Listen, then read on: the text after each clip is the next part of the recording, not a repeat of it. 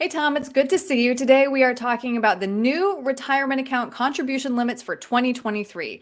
The IRS just announced that it will boost the max contribution limit to 401ks by $2,000 next year, bringing the total to $22,500. That's the largest increase on record.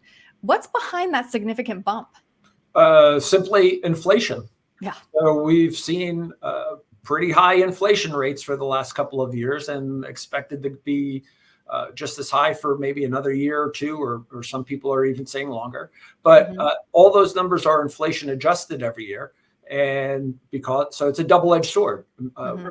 People can now save more, but on the other hand, they're also spending more, and the value of their dollar is less. So it's great that they can save more, because as we're going to see in just a moment, the average savings account for especially boomers for retirement is not great. It's very worrisome for a lot of people. Right.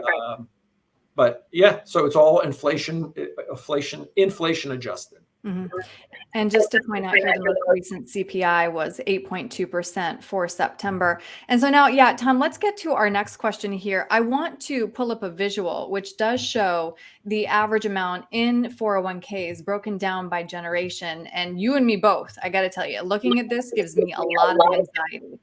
But as we take a look at this, how important is it that we be maxing out our contributions? It's important to save. Let me start by saying that.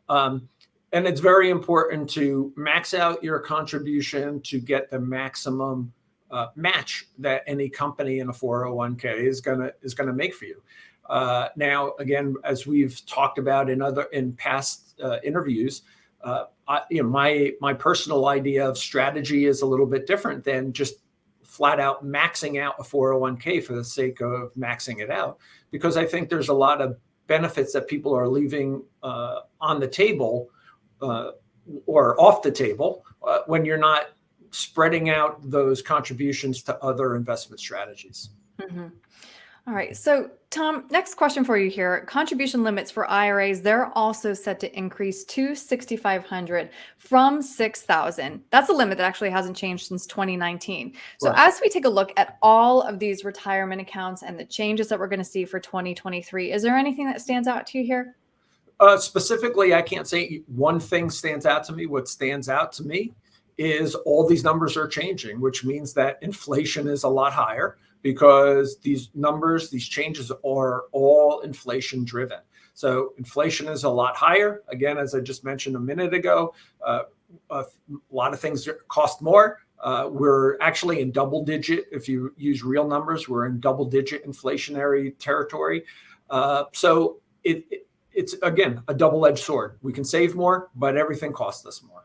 Yeah, no, I use real numbers as well, Tom, and I definitely use them at the grocery store, and it feels a lot more. Well, you have 3 kids, so I know you. I know, right? So the IRS is also raising the income threshold for which tax deductions for IRA contributions will be phased out, which brings up one of your most favorite topics, tax planning. So most of us do contribute to a 401k, but they're also known as a retirement tax bomb. So in which instances should we be paying our taxes now? Who's that right for? I think pretty much everybody. And the reason I say that is because I think, as do many economists and other tax professionals, think that taxes are going to be a lot higher in the future. We have a $32 trillion deficit. We have $300 trillion of unfunded liabilities. And the Congressional Budget Office is telling us within the next 5 years, the government is going to be confiscating or collecting at least 20 to 30% more of personal income taxes. We're not talking about corporate. We're not talking about estate. We're not talking about anything else other than personal income taxes, which tells us that taxes are going to be higher in the future. So I would rather pay a small amount of tax on my seed today so that I can get my harvest tax-free in the future.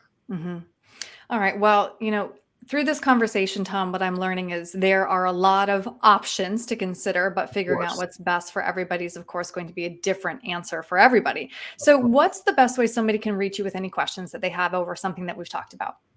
Call the office, 973-394-0000. 0623 or send me an email, tjoconnell@internationalfinancial.com. And as soon as I get your question, I'll do my best to answer it right away. All right, Tom, thank you. Thanks.